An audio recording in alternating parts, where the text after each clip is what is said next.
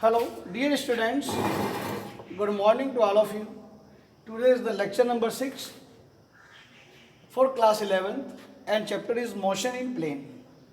तो बेटा आज मुझे बेटा आपको समझाना है बेटा डिस्प्लेसमेंट वेक्टर.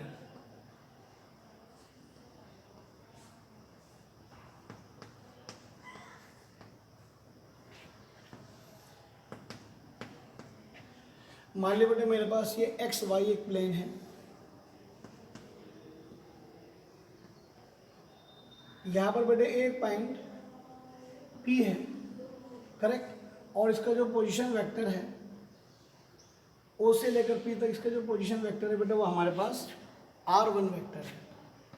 अब बेटे आपके पास जो P है बेटे इसके कोऑर्डिनेट जो रहेंगे आपके पास x, y हो जाएंगे, करेक्ट. अब मान लीजिए पार्टिकल जो है वो आपके पास P पर है, वो पार्टिकल जो है बेटे वो आपके पास वो Q पर पहुंच जाता है. इस Q के जो कोऑर्डिनेट है वो मेरे पास x1, y1 है. तो बेटे इसका जो पोजीशन वेक्टर है जो OQ है बेटे वो R2 वेक्टर है.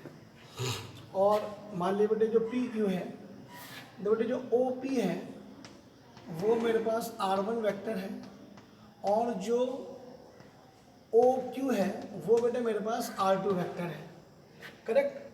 अब आपके पास बेटे आपके पास ये जो हो गया ये डेल्टा R हो जाएगा. तो बेटे अगर मैं इसको OPQ में अगर मैं ट्रायंगल लॉ वेक्टर एडिशन लगाता हूँ तो देखो बेटे R1 प्लस डेल्टा R जो होगा वो R2 हो जाएगा. तो इस तरह से बेटे जो डेल्टा R है वो आपके पास हो गया बेटे R2 माइनस का R1. इसको बेटा अगर मैं इक्वेशन 1 बना लेता हूँ, ठीक है ना. तो अब देखो बेटे जो मैंने आपको बताया था जो एक्स एक्सिस होता है उसका यूनिट वेक्टर जो होता है वो आई कैप होता है. और जो वाई एक्सिस होता है उसका यूनिट वेक्टर जे कैप होता है. जे जो और जो जेड एक्सिस होता है बेटे उसका यूनिट वेक्टर आपके पास के कैप होता है.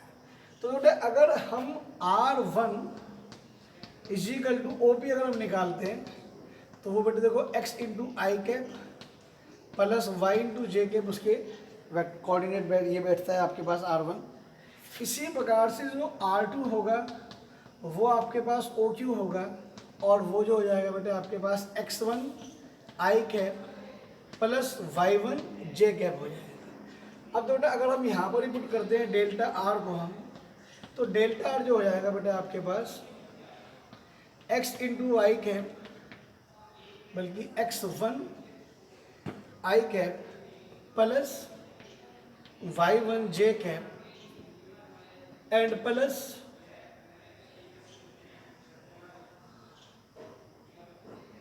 x आई कैप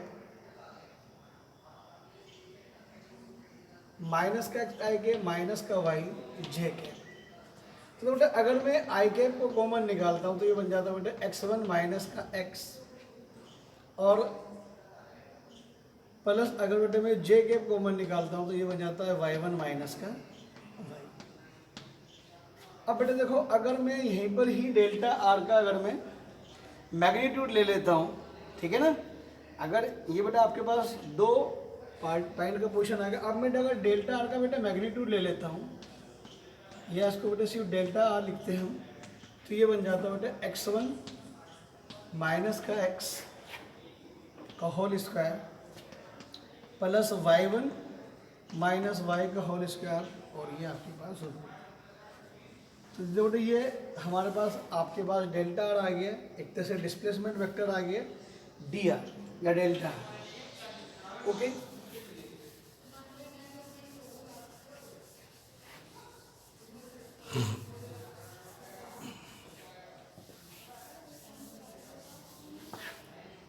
अब बेटा जो नेक्स्ट आपको पढ़ाना है बेटा वो हमें वो पढ़ाना है बेटा रेक्टेंगुलर कंपोनेंट, ठीक है ना.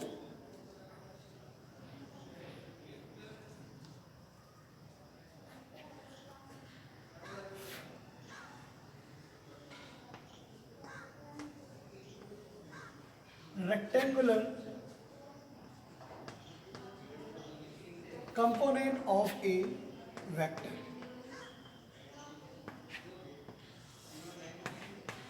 तो देखो हमने आपको एक फॉर्मूला पढ़ाया था ए यूनिट वेक्टर जो होता है वो ए वेक्टर अपॉन ए का मैग्नीट्यूड। तो देखो बेटे जो ए वेक्टर होगा वो आपके पास ए वेक्टर का मैग्नीट्यूड और ए यूनिट वेक्टर हो जाता है। देखो बेटे ध्यान से समझो बेटे, इंपॉर्टेंट चीज है आपके पास। मान लिया बेटे ये मेरे पास एक एक्स वाई प्लेन है, करेक्ट, और यहां पर बेटे एक पॉइंट है, इस पॉइंट को बेटे मैं पी ले लेता हूं और इसका जो ये मान लेता बेटे ये ए वेक्टर है। अब बेटे अगर मैं एक परपेंडिकुलर यहां से ड्रा करता हूं और एक परपेंडिकुलर बेटे मैं यहां से ड्रा करता हूं, तो देखो बेटे आपके पास ये जो होगा ओ पी, इसको नाम देते हैं एम और इसको हम नाम देते हैं बेटे एन। तो देखो बेटे जो ओ पी है मेरे पास वो तो बेटे मेरे पास ए वेक्टर है, करेक्ट, और ओ एम जो हो गया बेटे वो आपके पास हो गया ए एक्स वेक्टर, करेक्ट। और ये जो हो जाएगा बेटा आपके पास, अब देखो बेटे जो ओ एम हो गया वो मेरे पास ए एक्स वेक्टर हो गया, और सॉरी ए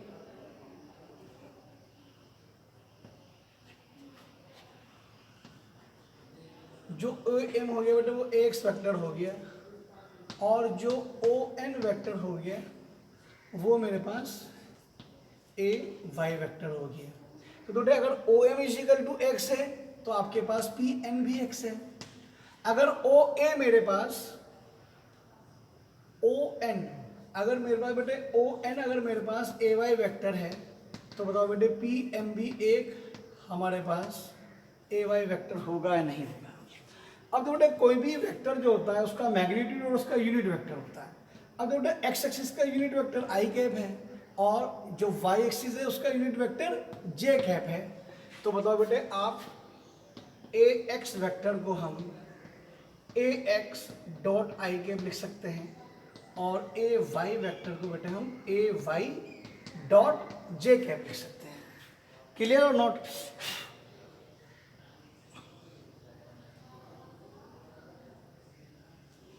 करेक्ट। अब बेटे in triangle O M P, यहां पर बेटे हम ट्राइंगुलर लॉ वेक्टर एडिशन लगाते हैं। तो बताओ बेटे ए एक्स का वेक्टर प्लस ए वाई का vector is equal to A vector आ जाता है या नहीं आ जाता? करेक्ट। अब देखो बेटे आपके पास जो ए एक्स है और ए वाई की बेटे अगर वैल्यू, चलो यहाँ पर एक काम करते हैं। अब देखो ये आपके पास क्या है, ये आपके पास थीटा है, ठीक है ना। अब देखो अगर मैं कोस थीटा निकालता हूँ यहाँ से in triangle O M N, cos theta क्या होता है बेटे बेस अपॉन हाइपोटेन्यूज। तो बताओ बेटे ए ये मैग्नीट्यूड में लेते हैं बेटे हम ए एक्स अपॉन ए आ जाएगा या नहीं आ जाएगा? करेक्ट। तो बेटे यहाँ से आपको मिल जाता है A X is equal to A cos theta.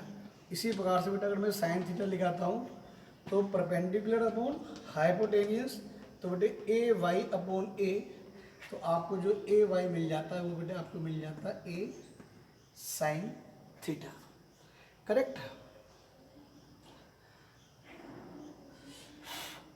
अब बेटे इसको इक्वेशन नंबर आप 1 मान लीजिए और इसको इक्वेशन नंबर अगर हम 2 मान लें तो बेटे इक्वेशन नंबर 1 का स्क्वायर प्लस इक्वेशन नंबर 2 का स्क्वायर का अगर मैं सम करता हूँ तो आपके पास क्या आएगा बेटे, देखो ए एक्स का स्क्वायर प्लस ए वाई का square is equal to A square is the common sine square theta plus cos square theta, और बेटे इसकी वैल्यू क्या हो जाती है, इसकी वैल्यू हो जाती है 1।